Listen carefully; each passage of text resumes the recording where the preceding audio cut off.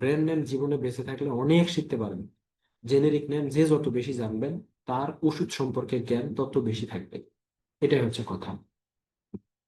5টি ব্যথানাশক ওষুধের নাম, অর্থাৎ অ্যানালজেসিক্স বা পেইন কিলারের নাম। অ্যানালজেসিক্স বা পেইন কিলারের নাম: ডাইক্লোফেনাক, কিটোরোলাক, ন্যাপ্রোকজেন, আইবুপ্রোফেন, এন্ডোমেথাসিন। সবগুলোই কি ব্যথানাশক ওষুধ। হ্যাঁ। তারপরে 5টি গ্যাসের ওষুধের নাম: ইসোমিপ্রাজল, অমিপ্রাজল, র্যাবিপ্রাজল, প্যান্টোপ্রাজল, তারপরে ল্যান্সোপ্রাজল। সবগুলোই অ্যান্টি আলসারেন্ট বা PPI, proton pump inhibitor. Proton pump inhibitor প্রশ্নগুলো কিন্তু এভাবে হয় যে 5টি প্রোটন পাম্প ইনহিবিটরের নাম লিখো। প্রোটন পাম্প ইনহিবিটর মানেই হচ্ছে গ্যাসের ওষুধ। আচ্ছা, তারপরে ডেঙ্গু রোগ কেন হয়? ডেঙ্গু রোগ মূলত ফিমেল এডিস মশা কামড়ালে ডেঙ্গু রোগ হয়ে থাকে। ডেঙ্গু রোগ প্রতিরোধের বা ডেঙ্গু প্রতিরোধের উপায়গুলো কি কি?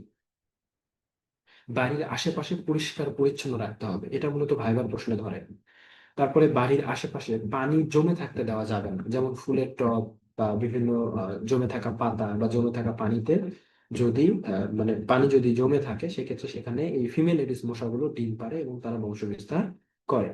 মশা নিধনের জন্য স্প্রে ব্যবহার করতে হবে বা স্প্রে করতে হবে, মশারি টাঙাইতে হবে। ডায়াবেটিস কেন হয়? রক্তে গ্লুকোজের পরিমাণ বৃদ্ধি পেলে সাধারণত ডায়াবেটিস মেলাইটাস হয়ে থাকে। আচ্ছা, ডায়াবেটিসের লক্ষণ। ডায়াবেটিসের লক্ষণগুলো কি কি? প্রচুর পরিমাণে প্রস্রাব হবে, অর্থাৎ পলিইউরিয়া দেখা দেবে। বেশি বেশি খেতে চাইবে, ক্ষুধা বেড়ে যাবে, শরীরের ওজন কমে যাবে, কিছু কিছু ক্ষেত্রে শরীরের ওজন বেড়ে যেতে পারে। শরীর দুর্বল হয়ে যাবে, অর্থাৎ জেনারেল উইকনেস থাকবে।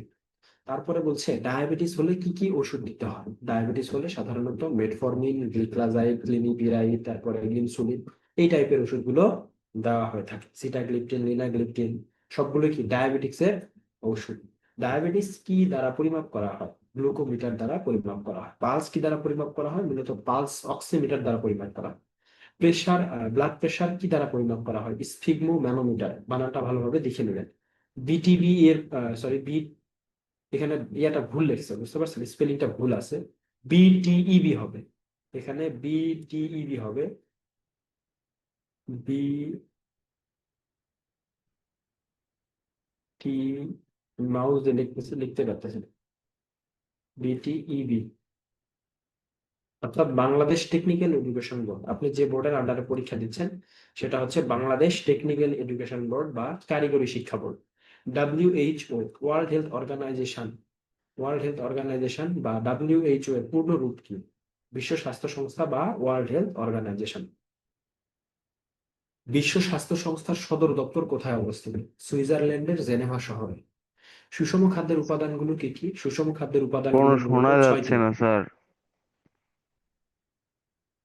কে কে শুনতে পাচ্ছেন না?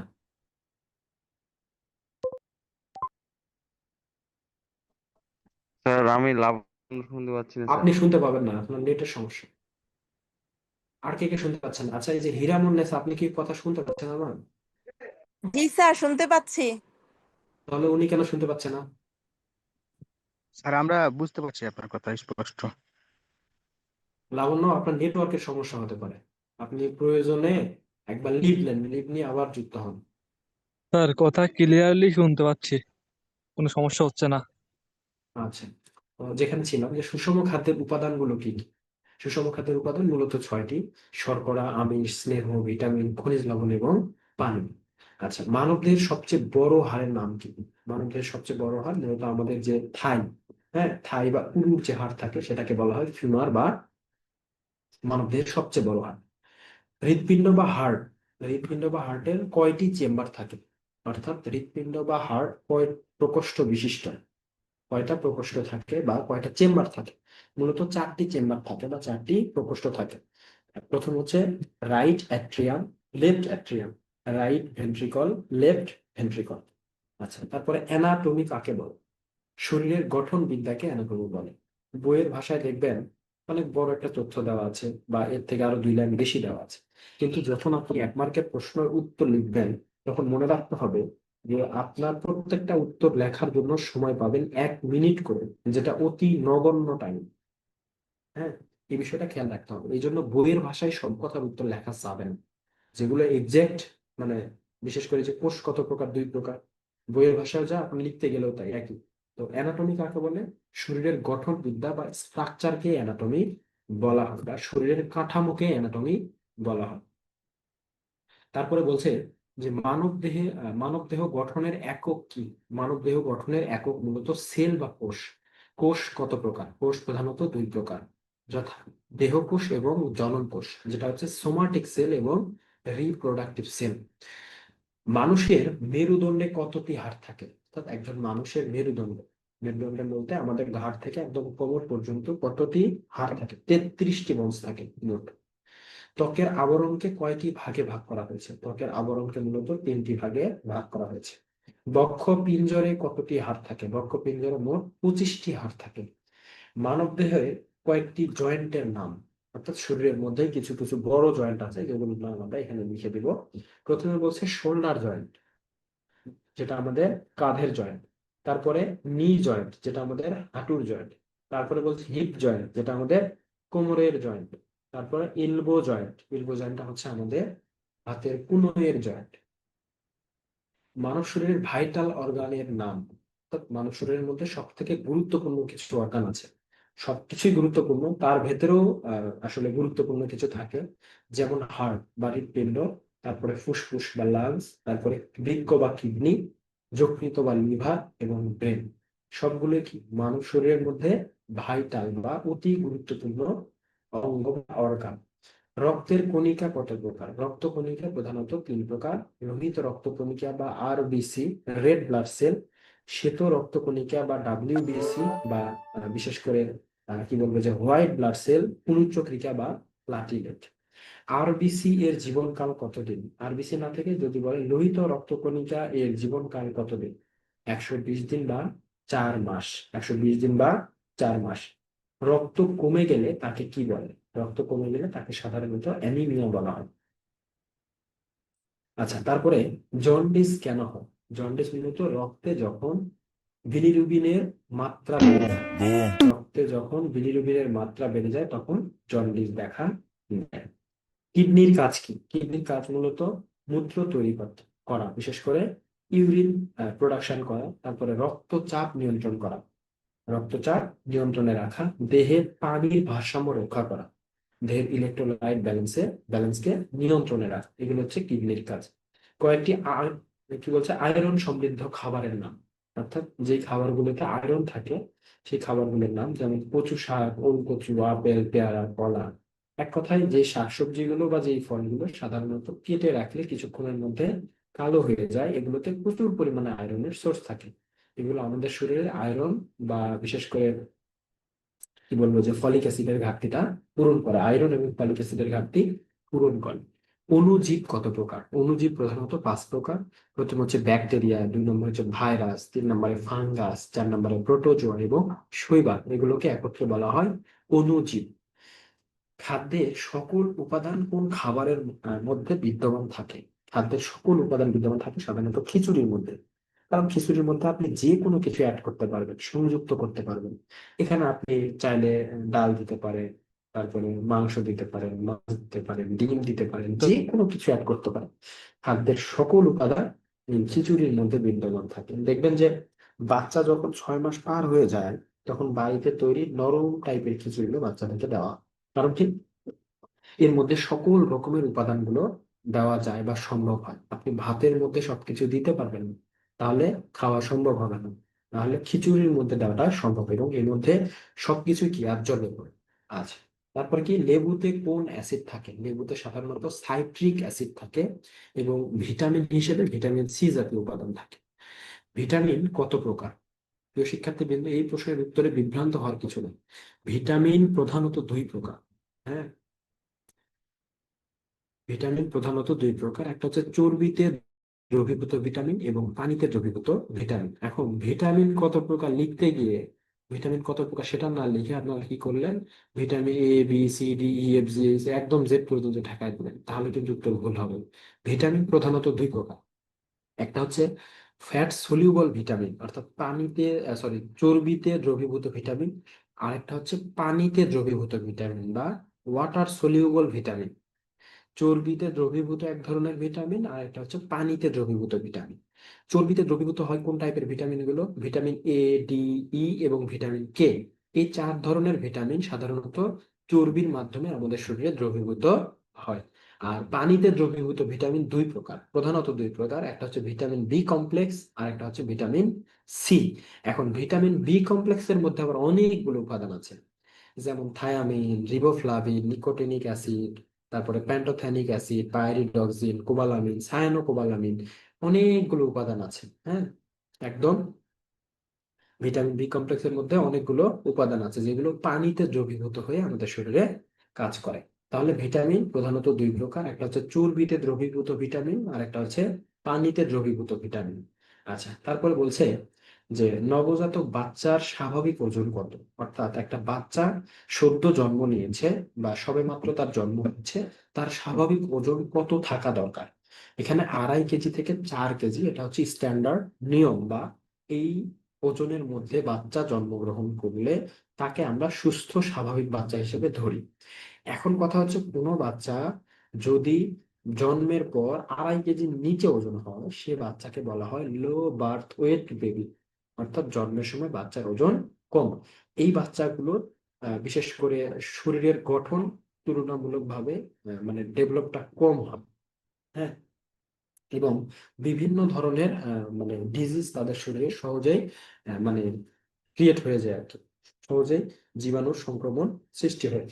আচ্ছা, তারপরে দেখেন বলা হচ্ছে যে স্বাভাবিক অবস্থায় মানুষের শরীরে কি পরিমাণ রক্ত থাকে। একজন সুস্থ স্বাভাবিক মানুষের শরীরে স্বাভাবিক অবস্থায় রক্ত থাকে 5 থেকে 6 লিটার। কয়েকটি ভাইরাস জনিত রোগ রোগ হলো জলাতঙ্ক, ইনফ্লুয়েঞ্জা, হাম এবং এইডস, সবগুলো কি ভাইরাস জনিত রোগ। তারপর বলছে কয়েকটি ব্যাকটেরিয়া জনিত রোগ, কি কি? টাইফয়েড ফিভার, নিউমোনিয়া, যক্ষা এবং হুপিং কাশি বা হুপিং কফ, সবগুলোই ব্যাকটেরিয়া জনিত রোগ। আচ্ছা, কোন ভিটামিনের অভাবে রাতকানা রোগ হয়? আপনারা সকলেই জানেন ভিটামিন এ এর অভাবে রাতকানা রোগ হয়।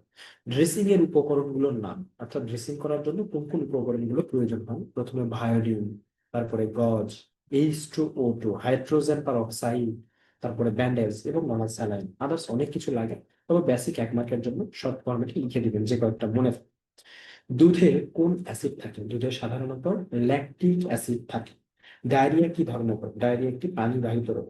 কয়েকটি ছোঁয়াচে রোগের নাম লেখো। ছোঁয়াচে রোগ বলতে একজনের বডি থেকে আরেকজনের বডিতে ছড়িয়ে যায়, যেটাকে আমরা বলি কমিউনিকেবল ডিজিজ, খোসপাসরা বা স্ক্যাবিস, কোভিড-19 বা করোনা ভাইরাস নামে যেটা ছিল। তারপরে হেপাটাইটিস এ, দাঁত রোগ, বা সাধারণত আমরা বলি দাউদ। হ্যাঁ, এটার মধ্যে আবার অনেকগুলো ভাগ আছে, 8টা ভাগ আছে। Tinea cruris, tinea pedis, tinea ফেসিস, টিনিয়া কর্পোরিস, তারপরে টিনিয়া পেডিস, অনেকগুলো ভাগ আছে। তো দাঁত বা দাউদ রোগ, এটাও কিন্তু ছোঁয়াচে রোগ বা কমিউনিকেবল ডিজিজ। তারপরে মামস, মামস হচ্ছে কি গলা ফুলা রোগ। হ্যাঁ, আচ্ছা, তারপরে বলছে খোসপাসরা বা স্ক্যাবিসের লক্ষণগুলো কি কি? স্ক্যাবিসের লক্ষণগুলো কি কি? ত্বকে ফুসকুড়ি উঠবে, চাপ দিলে পানি বের হবে, প্রচুর পরিমাণে চুলকাবে, রাত্রেবেলা বেশি চুলকাবে, আঙুলের চিপা চাপায় বেশি হয় এবং পরিবারের সবারই হতে পারে। এইগুলো হচ্ছে স্ক্যাবিস বা খোসপাসরার লক্ষণ। অনুচক্রিকার স্বাভাবিক মাত্রা কত? অর্থাৎ প্লাটিলেটের স্বাভাবিক মাত্রা কত? 1.5 লাখ থেকে 4.5 lakh cubic millimetre of blood. অর্থাৎ 1.5 লাখ থেকে 4.5 লাখ হচ্ছে সাধারণত অনুচক্রিকার মাত্রা। হাতের কোন মাসেলে ইনজেকশন দেওয়া? সাধারণত হাতের ডেলটয়েড মাসেলে ইনজেকশন দেওয়া হয়। ডেলটয়েড মাসেল কোনটা? আমাদের হাতের বাহুতে যে মাসেল থাকে সেটাকে বলা হয় ডেলটয়েড মাসেল। কুকুর কামড় দিলে কোন ভ্যাকসিন দেওয়া হয়? কুকুর কামড় দিলে সাধারণত র্যাবিস ভ্যাকসিন দেওয়া হয়।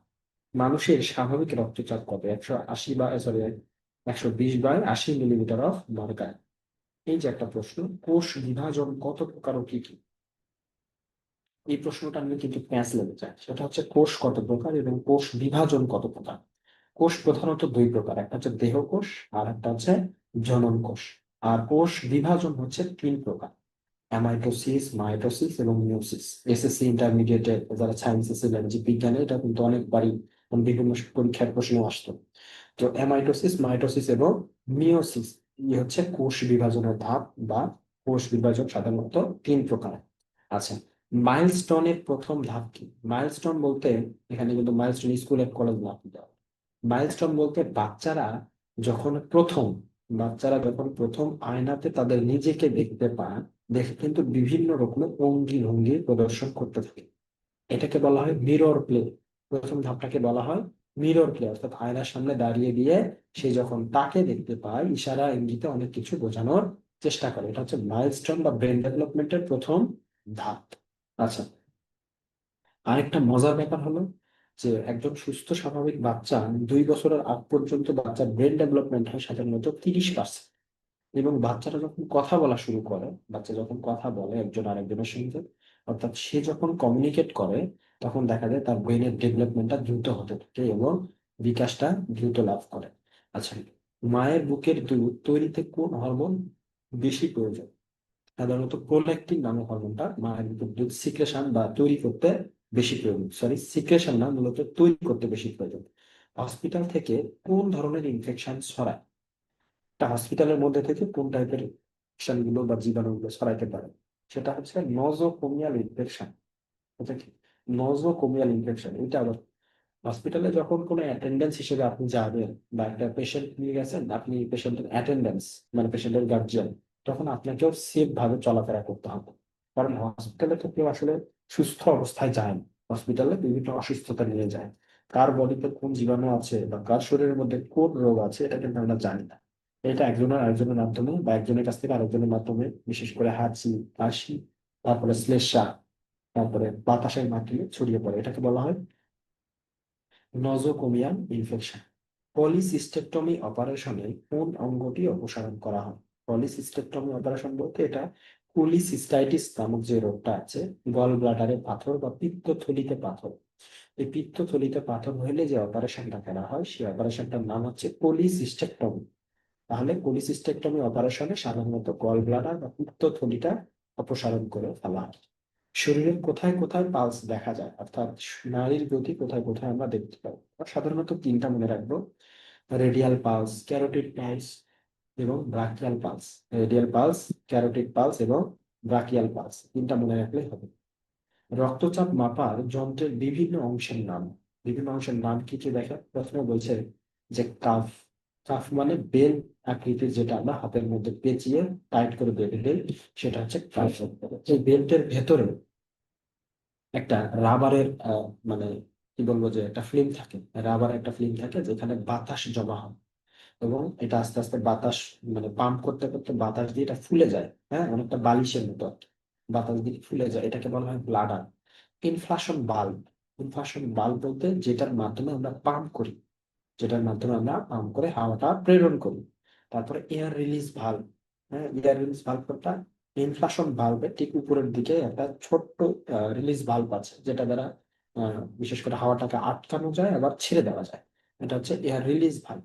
তারপর টিউবিং বা টিউব, যেই পাইপ বা যে নালীগুলো দিয়ে হাওয়াগুলো যায় এবং ফেরত আসে, এটাকে বলা হয় টিউব। ম্যানোমিটার। ম্যানোমিটার কোনটা? যেটা দ্বারা আমরা রিডিং দেখি, হ্যাঁ, 120, 80 যে রিডিংটা দেখি এটাকে বলা হয় ম্যানোমিটার। ভ্যাকসিনেশন বলতে কি বোঝায়?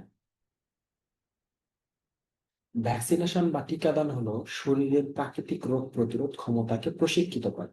অর্থাৎ আমাদের শরীরের মধ্যে যে অ্যান্টিবডি গুলো আছে বা শরীরের মধ্যে যে ইমিউন সিস্টেম আছে, সেটাকে ট্রেন আপ করা। ভ্যাকসিনটা দিলে এটা ট্রেন আপ হয়ে যায়। তারপরে জীবাণুদের চেনা এবং এর পাশাপাশি জীবাণুগুলোকে ধ্বংস করতে সাহায্য করে। এটাই হচ্ছে ভ্যাকসিনেশন বা ব্যারিয়ার। এটা হচ্ছে ভ্যাকসিনেশন বা ব্যারিয়ার, কোনো জীবাণু যাতে করে বাহ্যিকভাবে আমাদের শরীরে প্রবেশ করার আগে আমরা যেন তাদেরকে চিনে ফেলতে পারি। এই জন্য মূলত কি করা হয়? ভ্যাকসিন দিয়ে দেওয়া হয়। ভ্যাকসিন দিলে মানুষের শরীরের ইমিউন সিস্টেমটা ডেভেলপ হয়। মানব দেহের মানব দেহের সবচেয়ে ছোট বোনসের নাম কি? মানব দেহের সবচেয়ে ছোট বোনসের নাম হচ্ছে স্টেপ বোনস, যেটা আমাদের কানের ইনাতে থাকে। আচ্ছা, জন্ডিস রোগের লক্ষণগুলো কি কি? জন্ডিস রোগের লক্ষণগুলো: ত্বক এবং চোখের সাদা অংশ হলুদ হয়ে যাবে। 2 নম্বরে প্রস্রাব হলুদ বর্ণ ধারণ করবে। খাবারে অরুচি থাকবে। জিহ্বার নিচে হলুদ বর্ণ ধারণ করবে। কোষ্ঠকাঠিন্য হতে পারে। সবগুলো কি জন্ডিসের লক্ষণ? কমপক্ষে 1 মার্কের উত্তরের জন্য 3টা অপশন লিখে দিবেন। ত্বক হলুদ হয়ে যাবে, প্রস্রাব হলুদ বর্ণ ধারণ করবে, জিহ্বার নিচে হলুদ হয়ে যাবে। 3টা অপশন অন্তত বলে দিবেন। আচ্ছা, 61 নম্বর প্রশ্ন বলছে যে মানব দেহে কয় ধরনের নার্ভ থাকে? মানবদেহে প্রধানত মৌলিক নার্ভ থাকে দুই ধরনের, একটা হচ্ছে ক্রানিয়াল নার্ভ, দ্বিতীয়টি হচ্ছে স্পাইনাল নার্ভ। ক্রানিয়াল নার্ভ এবং স্পাইনাল নার্ভ, এই ক্রানিয়াল নার্ভ আবার 12 জোড়া থাকে। হ্যাঁ, 12 জোড়া ক্রানিয়াল নার্ভ থাকে, যেমন olfactory, optic, oculomotor, cochlear, trigeminal, abducens, facial, glossopharyngeal, hypoglossal, accessory, vagus. এই ধরনের 12 জোড়া ক্রানিয়াল নার্ভ আমাদের শরীরের মধ্যে থাকে, যেগুলো আমাদের বিভিন্ন কার্যক্রমে অংশগ্রহণ করে এবং আমাদের শরীরের নার্ভ সাপ্লাইটাকে সচল রাখে বা আমাদের শরীরের সংবেদনশীলতাকে সচল রাখে। ডিএনএ এর পূর্ণ রূপ কি? ডিএনএ এর পূর্ণ রূপ হচ্ছে deoxy ribo nucleic acid. Syllable ভেঙে উচ্চারণ করবেন তাহলে খুব সহজ হবে। প্রথমে উচ্চারণ করবেন ডিঅক্সি, DEOXY, ডিঅক্সি রাইবো, তারপরে নিউক্লিক, হ্যাঁ, ডিঅক্সি রাইবো নিউক্লিক। এভাবে স্লেবল, 3টা স্লেবল ভেঙে উচ্চারণ করবেন, ডিঅক্সি রাইবো নিউক্লিক অ্যাসিড। এটা হইলে হবে কি, সাধারণত বানান ভুল হওয়ার সম্ভাবনা কম থাকবে। Deoxy ribo nucleic acid. আচ্ছা, তারপরে রক্ত কি? রক্ত এক ধরনের লাল রঙের তরল যোজক কলা। রক্ত এক ধরনের লাল রঙের সাধারণত তরল যোজক কলা। আমাদের প্রতিটি কিডনি কত লক্ষ নেফ্রন দ্বারা গঠিত? প্রায় 10 লক্ষ নেফ্রন দ্বারা আমাদের শরীরের প্রতিটি কিডনি গঠিত। অক্সিটোসিন হরমোনের কাজ কি? অক্সিটোসিন হরমোনের কাজ হলো জরায়ুকে কন্ট্রাকশন করে মায়ের বুকের ব্রেস্ট মিল্ক সিক্রেশনে সাহায্য করে এবং ইনভলিউশন এবং সাব ইনভলিউশনে সাহায্য করে। তাহলে অক্সিটোসিন নামক যে হরমোন, এটা মিউজিক্যালি কাজ করে, এটা জরায়ুর কন্ট্রাকশন বা নর্মাল ডেলিভারিতে বা বাচ্চা ডেলিভারিতে সাহায্য করে এবং মায়ের বুকে বাচ্চা ডেলিভারি হয়ে যাওয়ার পরে মায়ের বুকের ব্রেস্ট মিল্ক সিক্রেশনে সাহায্য করে। ওভারি থেকে হরমোন নিঃসৃত হয়, ইস্ট্রোজেন, প্রোজেস্টেরন। হ্যাঁ, ওভারি বলতে ডিম্বাশয় থেকে মেয়েদের ডিম্বাশয় থেকে দুই ধরনের হরমোন রিলিজ হয়, একটা হচ্ছে ইস্ট্রোজেন আর একটা হচ্ছে প্রোজেস্টেরন। আচ্ছা, একজন মানুষের মস্তিষ্কে কতগুলো নিউরন থাকে? একজন সুস্থ স্বাভাবিক মানুষের মস্তিষ্কে সাধারণত 10 বিলিয়ন নিউরন থাকে, বা 10 বিলিয়ন নিউরন দ্বারা একজন মানুষের মস্তিষ্ক গঠিত। মায়ের বুকের দুধে কোন ধরনের বা কোন কোন উপাদান বেশি থাকে বা কোন কোন উপাদান থাকে মায়ের বুকের দুধে? সাধারণত আমিষ, তারপরে গ্লুকোজ বা চিনি জাতীয় উপাদান, অ্যান্টিবডি যেটা ভ্যাকসিনেশন বলা হয়, বিশেষ করে শাল দুধের মধ্যে এটা থাকে, তারপরে স্নেহ জাতীয় উপাদান এবং খনিজ লবণ। সবগুলো উপাদানই কি থাকে? মায়ের বুকের দুধের মধ্যে থাকে। এই কারণে মূলত মায়ের বুকের দুধকে বাচ্চার জন্য আদর্শ এবং পুষ্টিকর খাবার বলা হয়। এই হচ্ছে মোটামুটি 69টি প্রশ্ন। এই 69টি প্রশ্ন আপনারা আয়ত্তের মধ্যে রাখবেন। আমি কমিটমেন্ট দিচ্ছি আপনাদের কাছে, মোটামুটি 20 থেকে 25 মার্কস আপনারা এই জায়গা থেকে কমন পাবেন। 20 থেকে 25 মার্কস আপনারা এই, বিশেষ করে আমি যে আজকে যে এই প্রশ্নটা পড়ালাম, এই প্রশ্ন থেকে বা এই যে পিডিএফটা যেটা পড়ালাম, এটার মধ্যে থেকে আপনারা কমন পাবেন। আমি ক্লাস শেষে এই পিডিএফটা আপনাদের গ্রুপে আপলোড করে দেব ইনশাল্লাহ। আর বিশেষ করে প্রশ্ন প্যাটার্নটা আপনাদেরকে একটু দেখাই, একটু সময় নেই। সেটা হচ্ছে প্রশ্ন প্যাটার্ন। কি টাইপের প্রশ্ন হবে দেখেন। সিটিজেন ইনস্টিটিউট, বিশেষ করে সিআই, ইনকোর্স এক্সামিনেশন 2025, এটা মূলত আমাদের 107তম ব্যাচের স্টুডেন্টদের একটা ডেমো প্রশ্ন। শর্ট কোশ্চেন গুলো এভাবে থাকবে, যেমন অ্যানাটমি কাকে বলে, কেয়ার গিভিং কাকে বলে, ড্রেসিং কাকে বলে, নবজাতক কি, এরকম প্রশ্ন থাকবে। প্রশ্নগুলো উঠাইতে হবে না, শুধু উত্তর লিখবেন। শর্ট কোশ্চেন লিখলে শর্ট কোশ্চেন গুলো আগে লেখা শুরু করবেন। আপনি চাইলে শর্ট কোশ্চেনের মধ্যে 1 নাম্বার আগে লিখতে পারেন, তারপরে 18 নাম্বার লিখলেন। সবকিছু মিলাই আপনাকে লিখতে হবে। মানে শর্ট কোশ্চেন লেখা শুরু করলে শর্ট কোশ্চেনের মধ্যে এলোমেলো করতে পারবেন বা মানে সামনে পিছনে লিখতে পারবেন। তারপরে বলা হচ্ছে দেখেন যে গ্রুপ এ থেকে 30টি প্রশ্ন থাকবে, 30টি প্রশ্নের উত্তর দিতে হবে। আর দ্বিতীয় প্রশ্ন হচ্ছে, এখানে 10টি প্রশ্ন আছে, গ্রুপ কোশ্চেনে 10টি প্রশ্ন আছে। এই 10টির মধ্যে আপনাকে যে কোনো 6টি প্রশ্নের উত্তর দিতে হবে। এখানে আপনি চয়েস বা আপনি অপশন পাচ্ছেন, যেমন write down the symptoms and primary, অর্থাৎ ইউটিআই লক্ষণ এবং প্রাইমারি চিকিৎসাগুলো লিখতে হবে। তাহলে এইভাবে জাস্ট বাংলায় লিখবেন লক্ষণগুলো, বারবার প্রস্রাব হয়, প্রস্রাবে জ্বালাপোড়া হয়, প্রস্রাব হলুদ বর্ণ ধারণ করে, তারপরে ফোটায় ফোটায় প্রস্রাব আসে, তলপেটে ব্যথা হয়, এগুলো কি ইউটিআই বা প্রস্রাব ইনফেকশনের লক্ষণ। Primary treatment of UTI, UTI যে প্রেসক্রিপশনটা আপনাদের শেখানো হয়েছে অ্যান্টিবায়োটিক সহ, জেনেরিক নামগুলো দিয়ে কয় বেলা খাবে, ভরা পেটে খাবে নাকি খালি পেটে খাবে, কয়দিন খাবে, ডিটেলসে সুন্দর করে প্রেসক্রিপশনটা জেনেরিক নামগুলো উল্লেখ করে লিখে দিবেন, কোনো ব্র্যান্ড নাম লেখার দরকার নাই। এভাবে আপনাদের প্রশ্নগুলো সাজানো হবে। তো প্রিয় শিক্ষার্থীবৃন্দ, সকলকে ধন্যবাদ ক্লাসে আন্তরিকভাবে সহযোগিতা করার জন্য। যাদের যা প্রশ্ন আছে, বিশেষ করে পরীক্ষা সংক্রান্ত বিষয়ে, আপনারা প্রশ্ন করতে পারেন, ইনশাআল্লাহ আমি উত্তর দেওয়ার চেষ্টা করছি। Recording stopped.